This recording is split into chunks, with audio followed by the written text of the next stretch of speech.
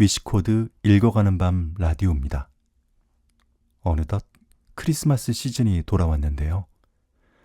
여러분은 이번 성탄절, 사랑하는 사람을 위해 어떤 선물을 준비하셨나요? 오늘 읽어드릴 이야기는 오헨리의 단편, 크리스마스 선물로 잘 알려진 동방박사의 선물입니다. 그럼 따뜻한 사랑 이야기 속으로 함께 들어가 보겠습니다. 크리스마스 선물 1달러 87센트. 그것이 전부였습니다. 그중 60센트는 아주 작은 동전들이었죠. 식료품점 주인과 채소장수, 그리고 정육점 주인에게 얼굴이 붉어질 정도로 끈질기게 깎고 또 깎아서 장사를 하는 그들의 입에서 인색하다는 무언의 비난이 나올 정도로 애를 써서 한 푼 두 푼 모은 동전들이었습니다. 델라는 그것을 3번이나 다시 세어보았습니다. 역시 1달러 87센트였죠.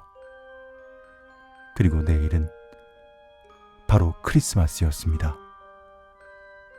이런 상황에서 할 수 있는 일이라곤 그저 낡고 작은 소파에 몸을 던져 엉엉 우는 것뿐이었습니다. 델라는 그렇게 했죠. 이것은 인생이란 결국 꺽꺽거리는 울음과 훌쩍거림, 그리고 약간의 웃음으로 구성되어 있으며 그 중에서도 훌쩍거림이 대부분을 차지한다는 신념을 갖게 합니다. 델라가 울음을 그치고 마음을 추스르는 동안 우리는 이 집을 한번 둘러볼까요?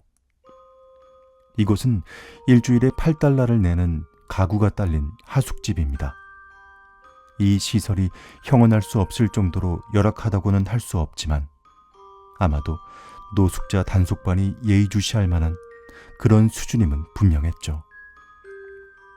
현관 아래층에는 편지를 넣는 우편함이 있었지만 그 어떤 편지도 들어갈 수 없을 정도로 입구가 꽉 막혀 있었습니다. 또한 그 밑에는 제임스 딜링햄 영이라고 이름이 적혀 있었습니다. 딜링햄이라는 이름은 그 주인이 일주일에 30달러를 벌던 풍요로운 시절, 행운의 바람을 타고 당당하게 그 이름을 떨치던 시절에 붙여진 것이었습니다. 하지만 이제 그의 수입이 20달러로 줄어들자 그 이름의 글자들은 마치 자기들이 훨씬 더 겸손하고 소박한 D라는 글자 하나로 줄어들어야 하는 것은 아닌지 진지하게 고민하는 것처럼 희미해져 보였습니다. 하지만 제임스 딜링햄 영씨가 집에 돌아와 위층 자기 방에 들어설 때마다 아내인 델라는 언제나 그를 짐이라고 부르며 따뜻하게 안아주었습니다. 이것은 정말로 아름다운 일이었죠. 델라는 울음을 그치고 뺨에 분을 발랐습니다. 그녀는 창가에 서서 회색 뒷마당에 회색 울타리 위를 걸어가는 회색 고양이를 멍하니 바라보았죠. 내일은 크리스마스인데 남편 짐에게 줄 선물을 사기 위해 가진 돈이라곤 고작 1달러 87센트 뿐이었습니다. 그녀는 여러 달 동안 한 푼이라도 더 아끼기 위해 애를 썼고 그 결과가 이것이었죠. 일주일에 20달러를 벌어봐야 생활비로 쓰고 나면 남는 게 없었습니다. 지출은 언제나 그녀가 계산했던 것보다 훨씬 더 많았습니다. 언제나 그랬죠. 소중한 짐에게 줄 멋진 선물을 사기 위해 겨우 1달러 87센트라뇨. 그녀는 짐에게 줄 근사한 무언가를 찾아 헤매며 즐거운 계획을 세우는데 수많은 행복한 시간을 보냈었습니다. 그것은 정말 귀하고 진귀한 것, 짐의 소유가 된다는 것만으로도 영광이 될 만한 가치가 조금이라도 있는 것이어야 했습니다. 그 방의 창문들 사이에는 전신 거울 하나가 걸려 있었습니다. 아주 날씬하고 민첩한 사람만이 자신의 모습을 세로로 길게 쪼개어 비춰보는 연속적인 동작을 통해 전신을 대략적으로나마 짐작할 수 있는 그런 좁은 거울 말이죠. 델라는 워낙 갸냘픈 몸매였기에 그 기술에 이미 통달해 있었습니다. 갑자기 그녀는 창가에서 획 돌아서서 거울 앞에 섰습니다. 그녀의 눈은 찬란하게 빛나고 있었지만 채 20초도 지나지 않아 얼굴에서 핏기가 가셨죠. 그녀는 재빨리 머리를 풀어헤쳐 그 긴 머리가 아래로 쏟아지게 했습니다. 여기서 잠깐, 이 부부에게는 각자 엄청난 자부심을 느끼는 두 가지 보물이 있었다는 사실을 말씀드려야겠군요. 하나는 짐이 가진 금시계로 그의 할아버지와 아버지로부터 물려받은 것이었습니다. 다른 하나는 델라의 머리카락이었죠. 만약 시바 여왕이 이웃집에 살았다면 델라는 어느 날인가 자신의 머리카락을 창밖으로 늘어뜨려 여왕이 가진 보석과 선물들을 무색하게 만들었을 것입니다. 또한 만약 솔로몬 왕이 이 집의 수이였고 지하실에 보물을 쌓아두고 있었다면 짐은 그 앞을 지나갈 때마다 자신의 시계를 꺼내 보임으로써 왕이 부러움에 수염을 쥐어뜯게 만들었을 것입니다. 이제 델라의 아름다운 머리카락이 갈색 폭포처럼 잔잔하게 물결치며 그녀의 몸을 감싸고 흘러내렸습니다. 그것은 무릎 아래까지 내려와 마치 하나의 옷처럼 보였죠. 그리고 그녀는 초조하고 빠르게 그것을 다시 말아 올렸습니다. 단 한 번, 그녀는 잠시 머뭇거렸고 그 자리에 가만히 서 있었습니다. 그러는 동안 달아빠진 붉은 카페트 위로 눈물 한두 방울이 뚝 떨어졌습니다. 그녀는 낡은 갈색 재킷을 걸치고 낡은 갈색 모자를 썼습니다. 치맛자락을 휘날리며 눈가에 여전히 반짝이는 눈물을 머금은 채 그녀는 문을 나서서 계단을 내려가 거리로 나갔습니다. 그녀가 멈춰선 곳의 간판에는 이렇게 적혀 있었죠. 마담 소프로니, 각종 모발 제품 취급. 델라는 계단을 한 걸음 달려 올라가 숨을 헐떡이며 멈춰섰습니다. 너무나 거대하고 차가워 보여서 도저히 지혜라는 이름과는 어울리지 않는 여주인이 그곳에 있었습니다. 제 머리카락을 사시겠어요? 델라가 물었습니다. 머리카락을 사긴 하지요. 마담이 대답했습니다. 모자를 벗어봐요. 어디 물건 좀 봅시다. 갈색 폭포가 다시 쏟아져 내렸습니다. 20달러군요. 마담은 노련한 손길로 그 무게를 가늠하며 말했습니다. 지금 당장 주세요. 델라가 말했죠. 그 후 2시간 동안은 마치 장밋빛 날개를 단 듯이 황홀하게 흘러갔습니다. 델라는 짐의 선물을 찾기 위해 상점들을 샅샅이 뒤지고 다녔죠. 마침내 그녀는 그것을 찾아냈습니다. 그것은 분명 짐을 위해, 오직 짐만을 위해 만들어진 것이었습니다. 그 어떤 상점에도 그와 같은 물건은 없었죠. 그것은 백금으로 된 단순하고 소박한 디자인의 시계줄이었습니다. 화려한 장식이 아니라 오직 그 소재 자체만으로 가치를 증명하는 소중한 물건이었죠. 그녀는 그것을 보자마자 이것이야말로 짐의 것이어야 한다고 생각했습니다. 소박함과 가치, 짐과 이 물건 모두에게 해당되었거든요. 그녀는 시계줄의 대가로 21달러를 지불했고 87센트를 남긴 채 집으로 서둘러 돌아왔습니다. 그 시계줄을 시계에 달면 짐은 이제 어떤 자리에서든 당당하게 시간을 확인할 수 있을 것입니다. 그 시계는 훌륭했으나 가죽끈이 너무 낡아 있어서 짐은 가끔 몰래 시간을 확인하곤 했으니까요. 집에 돌아왔을 때 델라의 흥분은 약간 가라앉았고 대신 신중함과 이성이 그 자리를 차지했습니다.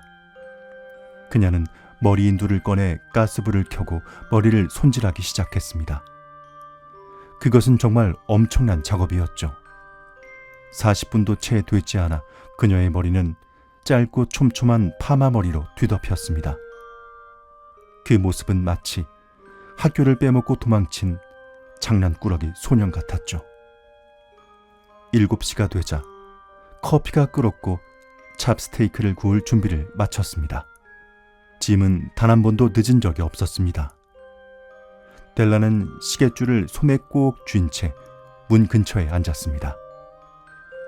곧 아래층에서 그의 발소리가 들렸고 그녀는 잠시 얼굴이 하얗게 질렸죠. 그녀는 속삭였습니다.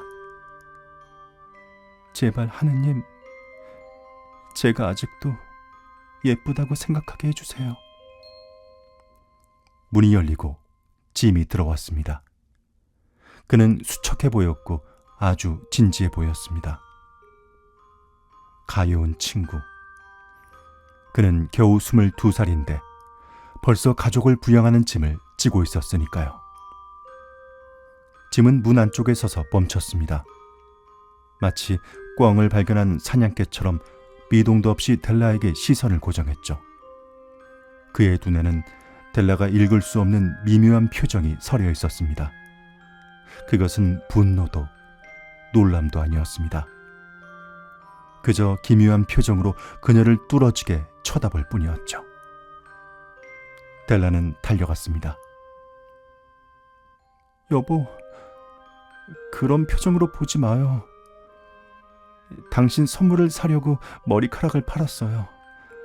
금방 다시 자랄 거예요. 괜찮죠? 당신은 내가 얼마나 멋진 선물을 샀는지 모를 거예요. 머리카락을 잘랐다고? 짐이 힘겹게 물었습니다. 마치 그 명백한 사실을 이해하지 못하는 사람처럼 말이죠. 잘라서 팔았어요. 그래도 당신은 나를 여전히 사랑하죠? 머리카락이 없어도 나는 나잖아요. 짐은 호기심 어린 표정으로 방안을 둘러보았습니다. 그러니까 머리카락이 없어졌다는 말이군. 그가 거의 바보 같은 표정으로 물었죠. 찾아봐야 소용없어요. 당신을 위해 팔았으니까요. 나를 미워하지 마요. 당신을 향한 내 사랑은 그 누구도 셀 수 없을 거예요. 짐은 갑자기 정신이 든 듯 델라를 꼭 껴안았습니다. 그리고 짐은 꾸러미를 하나 테이블 위에 던졌습니다. 나를 오해하지 마, 델. 머리 모양 때문에 내 아내에 대한 사랑이 줄어드는 일은 결코 없을 거야. 하지만 그 꾸러미를 풀어보면 왜 내가 당황했는지 알게 될 거야. 꾸러미 안에는 머리빗 세트가 놓여 있었습니다. 델라가 오랫동안 동경해왔던 바로 그 빗들이었죠. 보석으로 장식된 그 아름다운 빗들 말입니다. 하지만 그 장식품들을 꽂아줄 머리카락은 이미 사라지고 없었습니다. 그래도 그녀는 빗들을 가슴에 꼭 껴안았고 이윽고 미소를 지으며 말했습니다. 내 머리카락은 정말 빨리 자라요, 짐.